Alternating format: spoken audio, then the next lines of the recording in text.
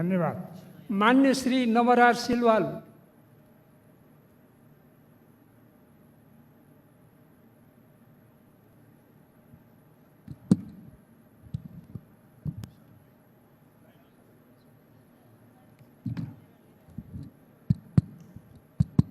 सामान्य सभा महोदय, कविताको मौसम चलिरहेको छ, एउटा पेश गर्छु। अतिक्रमण।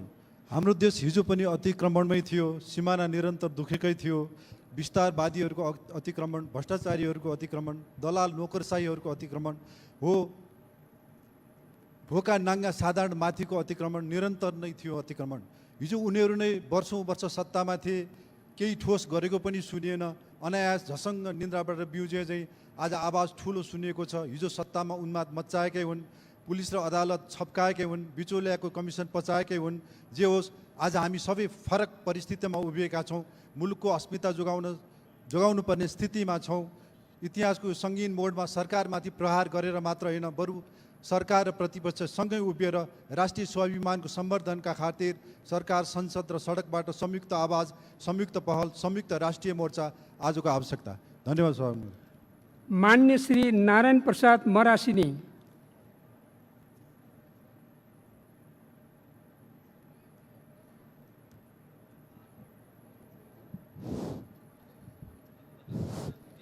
सम्माननीय सभामुख महोदय, नेपालको कालापानी लिपुलेक र लिम्पियाधुरा क्षेत्रलाई अतिक्रमण गरेर भारत सरकारले मानसरोवर जोड्ने सडक बनाउने कार्यको घोर निन्दा एवं भर्त्सना गर्न चाहन्छु।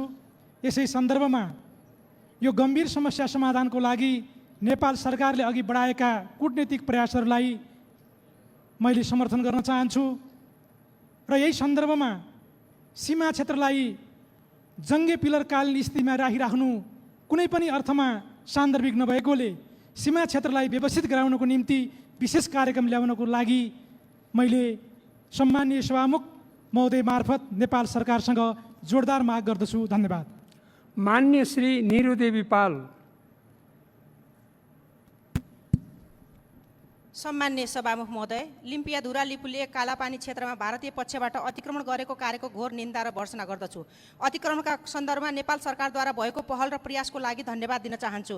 सन् 1816 मा भएको सुगौली सन्धिमा महाकाली नदीको पूर्वपट्टि रहेको लिम्पियाधुरा लिपुलेक कालापानी नेपालको भूभाग हो भनेर लेखिए तापनि भारतको मिचाह प्रवृत्तिले गर्दा नेपालका सिमानाहरूमा पटक पटक अतिक्रमण गरेको पाइन्छ। सीमा क्षेत्रमा अतिक्रमणलाई रोक्न नेपाल सरकारलाई साथ सहयोग समर्थन गर्न र जस्तोसुकै कदम उठाउन पनि नेपाली जनता तयार छन्, तसर्थ कूटनीतिक पहल र तत्काल वार्ताबाट सिमानामा हुने अतिक्रमण रोक्न सम्मान्य सभामुख मार्फत नेपाल सरकारलाई जोरदार माग गर्न चाहन्छु। कोरोनाका कारणले विश्व आक्रान्त भइरहेको बेलामा लाखौँले ज्यान गुमाइरहेको अवस्थामा नेपालमा एकजनाको पनि मृत्यु नहुनुले नेपाल सरकारलाई धन्यवाद दिँदै कोरोनाका कारण भारत लगायत अन्य मुलुकहरूमा अल्पत्र र कष्टकर जीवन बिताउन बाध्य भएका अवस्थामा अल्पत्र र कष्टकर जीवन बिताइरहेका आफ्ना नागरिकहरूलाई सुरक्षित स्वदेश फिर्ता ल्याउन गृह कार्य गरियोस् भनी हार्दिक अनुरोध गर्न चाहन्छु। धन्यवाद। मान्य श्री पदमगिरी।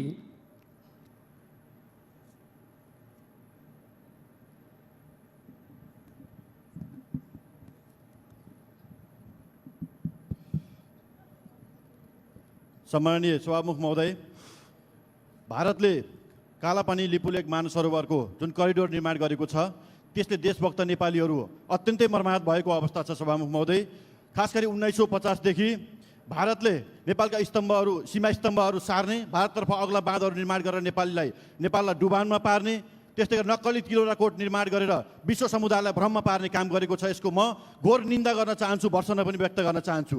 र पछिल्लो घटनाक्रमलाई लिएर नेपाल सरकारले कूटनीतिक नोट जारी गरेको छ, प्रेस नोट जारी गरेको छ र अन्य विकल्पहरू पनि सरकारले खोजेको सन्दर्भमा म सरकारलाई हार्दिक धन्यवाद पनि म दिन चाहन्छु र अझै प्रभावकारी कूटनीतिक पहलबाट यो समस्या समाधान गर्न सरकार अगाडि बढोस्। यदि भारत पक्ष मान्न तयार छैन भने यो मुद्दालाई अन्तर्राष्ट्रियकरण गर्न पनि म माग गर्न चाहन्छु र भारततर्फको 1690 किलोमिटर जुन सीमा क्षेत्र छ त्यसमा अब देशभक्त नेपाली जनताले आफूले छाक कटाएर भए पनि दिन तयार छन्। त्यसमा अब पर्खाल लगाउनका निम्ति सरकार अगाडि बढोस्। म पनि एउटा सांसद भएको हैसियतले मैले पाउने तलब सेवा सुविधा सम्पूर्ण त्यही कार्यका निम्ति दिन तयार छु। यो कुरो अनुरोध गर्न चाहन्छु। धन्यवाद। मान्य श्री पार्वता देशी चौधरी।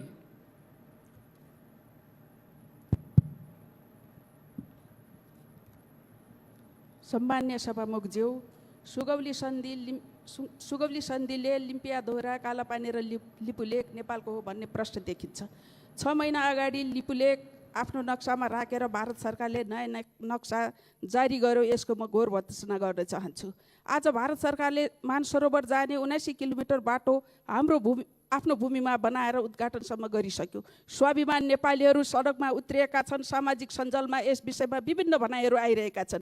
ती भनाइहरूको सापटी लिँदै म सरकारलाई प्रश्न गर्न चाहन्छु के हाम्रा नेता भारत सरकारसँग प्रश्न गर्न चाहन्छु कि हाम्रा नेताहरूले अर्थात् सरकारले लिपुलेक महाकाली सन्धिसँगै भारतलाई बेचिसकेका हुन् अथवा त्योभन्दा अगाडि नै बेचिसकेका हुन्। यदि त्यसो हो भने भारत सरकारले प्रमाणसहित नेपाली जनतालाई प्रश्न पारिदियोस् कि तिम्रा नेताहरूले तिम्रा सरकारले लिपुलेक हामीलाई बेचिसकेका छन् भनेर। होइन भने नेपाल सरकार अन्तर्राष्ट्रिय अदालतमा जानुको विकल्प छैन। यो कूटनीतिक सन्धि कूटनीतिक पहलले केही हुनेवाला छैन। यो मान्य श्री पवित्र निरौला खरेल।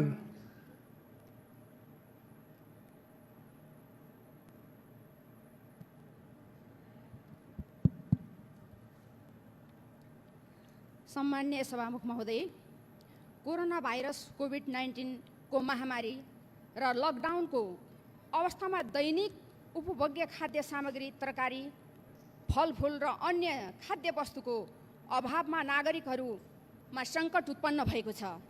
झापा जिल्लाको बिर्तामोड स्थित कृषि उपज थोक बजार स्थानीय तहमा स्वामित्व हस्तान्तरणको प्रक्रिया चलिरहेको भए तापनि पुरा नहुन्जेल बन्द रहेको बजार खोली समय तालिका निर्धारण गरी सामाजिक दूरी कायम गरी नागरिकहरूको समस्या समाधान गर्न बिर्तामोड नगरपालिकालाई सशर्त बजार सञ्चालनको अनुमति दिन सम्बन्धित मन्त्रालयको गम्भीर ध्यान आकर्षण गर्दछु।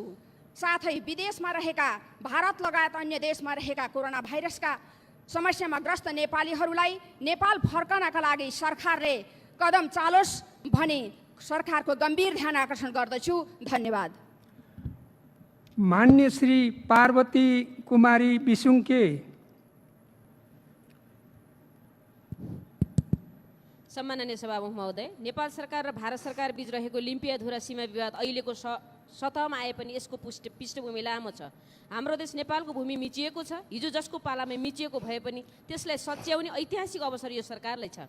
यो सरकारले कूटनीतिक तौरबाट चाँडोभन्दा चाँडो समस्याको समाधान गरोस् भन्दै हामी छिमेकी बदल्न सक्दैनौँ, तर छिमेकीले गरेको गल्तीलाई कूटनीतिक माध्यमबाट दिगो रूपमा सल्टाउन चाहिँ सक्छौँ। सभामुख महोदय, भूमि हाम्रो हो, फर्काउनु पर्दछ। वैदेशिक हस्तक्षेप बन्द गर्नु पर्दछ। परराष्ट्र मन्त्रीले राजदूत मार्फत जुन पहलको सुरुवात गर्नुभएको छ त्यसको सराहना गर्दै थप कूटनीतिक सक्रियताको आग्रह गर्दछु। धन्यवाद। मान्य श्री पुष्पा कुमारी कर्ण कायस्थ।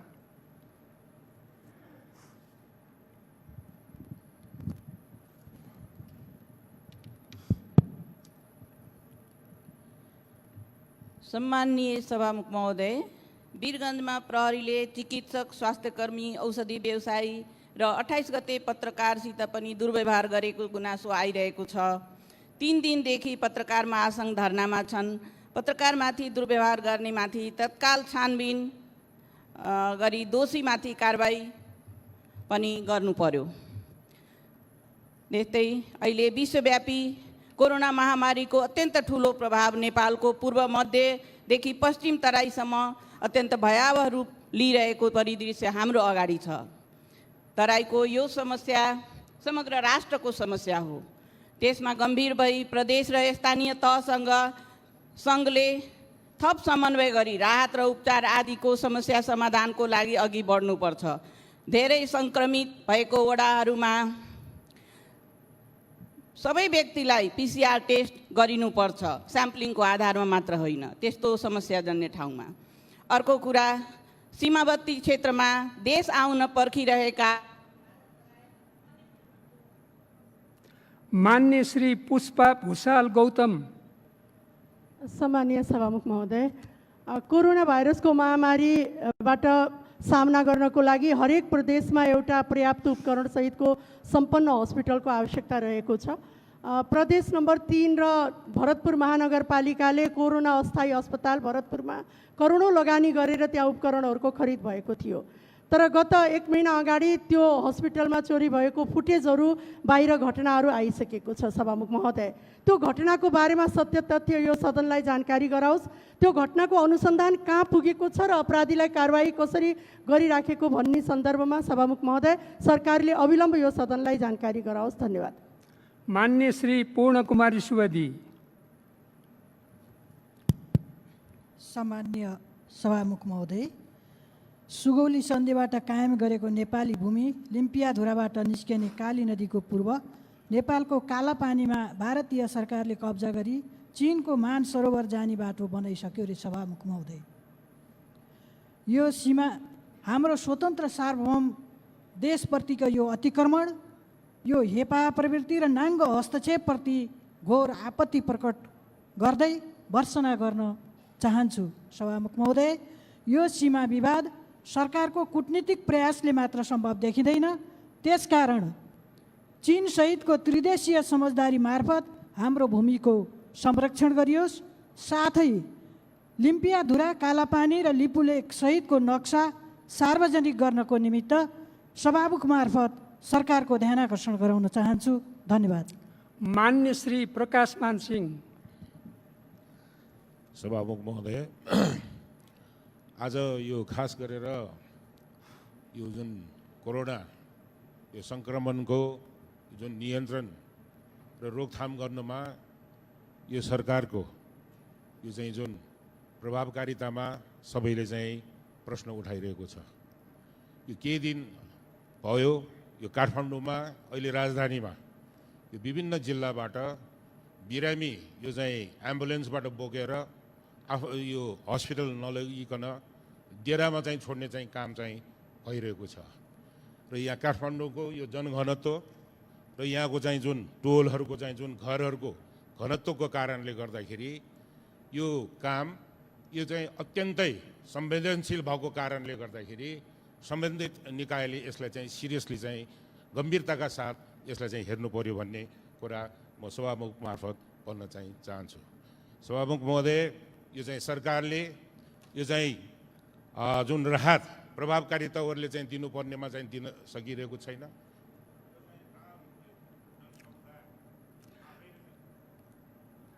मान्य श्री प्रकाश रसाइली स्नेही।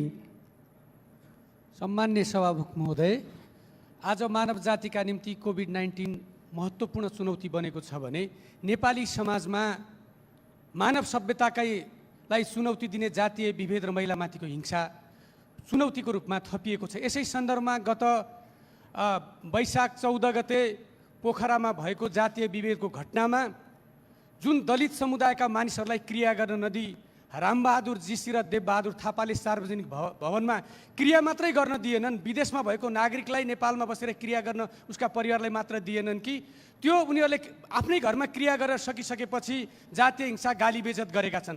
त्यसमा प्रदेश सभा सांसद कृष्णबहादुर थापाको पनि भूमिका छ। उनले प्रेस वक्तव्य पनि निकालेका छन् जातीय छुवाछुतलाई प्रमोट हुने गरी। तसर्थ ती दुईजना व्यक्तिलाई कारबाही गरेर कृष्णबहादुर थापालाई पनि कारबाहीको दायरामा ल्याएर यो संसदलाई जातीय विभेदको घटना के भइरहेको छ गृहमन्त्रीको जवाब माग्न चाहन्छु। धन्यवाद। मान्य श्री पर्वो शाह। हेलो, सम्मानीय सभामुख महोदय, कोरोना सङ्क्रमणको सन्तास र लकडाउनसँगै लगातार भीषण हावाहुरी र असिना पानीले जनता हैरान छन्। यही 5 गते वैशाख 5 गते बारा रौतहट सर्लाहीमा भीषण असिनाले करोडौँको क्षति भएको छ। एक सप्ताह नपुग्दै 12 गते रौतहटको गुजरा र कठडियामा त्यस्तै भन्दा नि डबल क्षमताको त्यो असिनाले गर्दा पुरै बसोबास नै अस्तव्यस्त भएको छ। पुरै छानाहरू तहस नहस भएका छन्, खापडा त्यो टाली सबै फुटाइएका छन्, बस्न लायक नै छैन। गहुँ बाली भित्र्याउने बेला यो आएको यस्तो भीषण विपदले किसानहरूको ठुलो क्षति पुर्याएको छ। मकै बाली तहस नहस भएका छन् भने आँप र लिचीहरू, यसपालि आँप र लिची झन्डै ध्वस्त भएको छ। यो सिजनमा इँटा उद्योगहरू जो असिना पानीले गर्दा अहिले हैरान छन्, तिनीहरू बर्बादको अवस्थामा छ। तिनीहरूलाई राहतको लागि राज्यको सरकारलाई सम्मान्य सभामुखको निर्देशन होस् र तिनी पीडितहरूलाई राज्य छ यो पीडामाथि झन् पीडित जो भइरहेको छ तिनीहरूलाई उद्धार र मान्य श्री पर्मिला राई।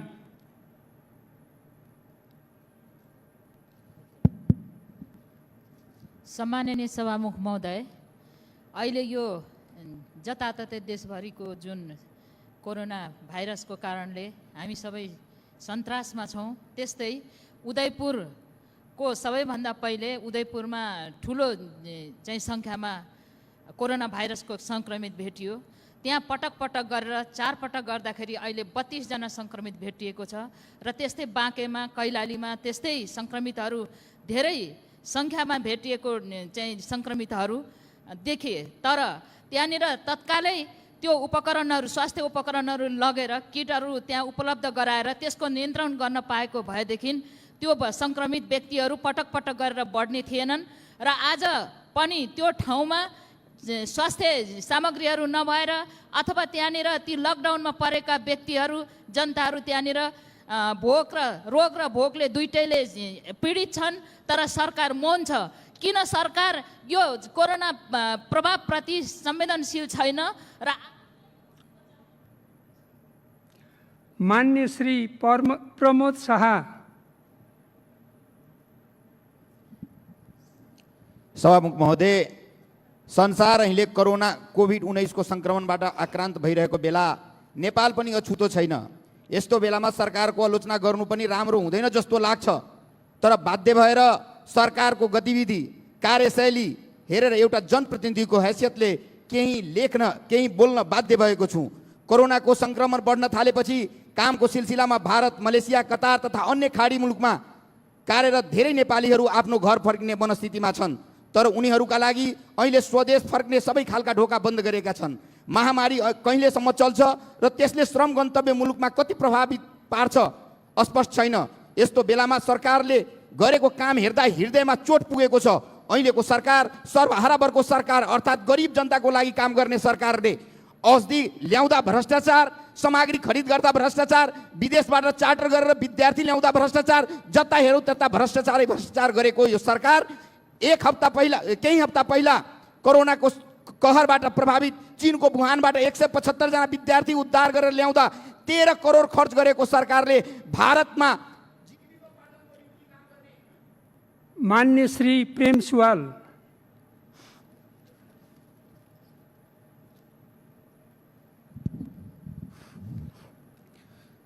सम्माननीय सभामुख महोदय, देशको सार्वभौम सत्ता दानको विषय होइन।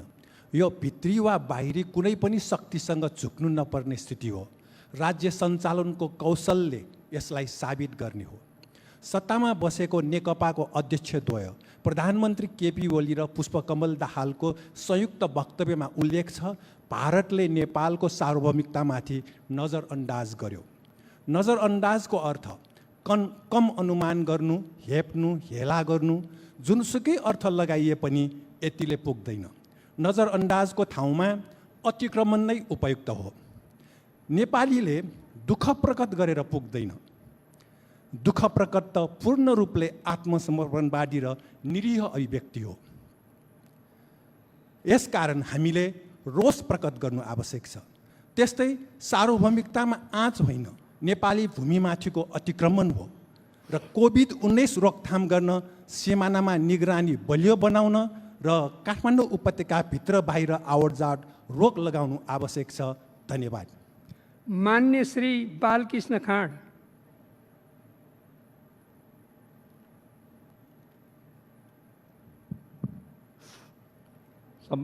सम्मान्य सभामुखज्यू, भारतले नेपाली भूमिमाथि सडक बनाएर जुन उद्घाटन गरेको छ त्यसको म घोर विरोध गर्दछु र केही महिना अगाडि भारत सरकारले आफ्नो राजनीतिक नक्सा प्रकाशन गरेको थियो। त्यसमा नेपाली भूभाग लिपुलेक र लिम्पियाधुरा लगायतका केही भूभाग भारतमा समाहित गर्दाखेरि यो सदनमा पनि गम्भीर विरोध भएको थियो र त्यस नेपालका सबै राजनीतिक दलहरूले त्यो नक्सालाई सच्याउन, नेपाली भूमिलाई फिर्ता ल्याउन र नेपालले आफ्नो नक्सा जारी गर्नका लागि एउटा सहमति जस्तो बनेको थियो र हाम्रो संसदीय समितिले पनि त्यो निर्देश गरेको छ सरकारलाई। तर त्यतिखेर प्रधानमन्त्रीले के भन्नुभयो, नक्सा जारी गर्ने होइन, म त कागजमा होइन जमिनै फर्काउँछु भन्नुभयो। तर आज त्यो नक्सा कता गयो, जमिन कता गयो, त्यो जमिनमा त उल्टै चाहिँ झन् बाटो बनाइदिएको छ, उद्घाटन गरेको छ। यो एकदमै विरोधजन्य कुरा छ। सरकारले यसमा चाहिँ नि थाहा नपाएको जस्तो गरेको छ। कहिलेकाहीँ मन्त्रीले के भन्नुहुन्छ भने होइन मलाई थाहै थिएन भनिदिनु भयो पहिला, फेरि यहाँ आएपछि थाहा थियो हामीलाई पहिला भनिदिनु भयो। एकजना मन्त्री फेरि हेलिकप्टर चढेर चाहिँ लिम्पियाधुरा हेर्न जानुभयो।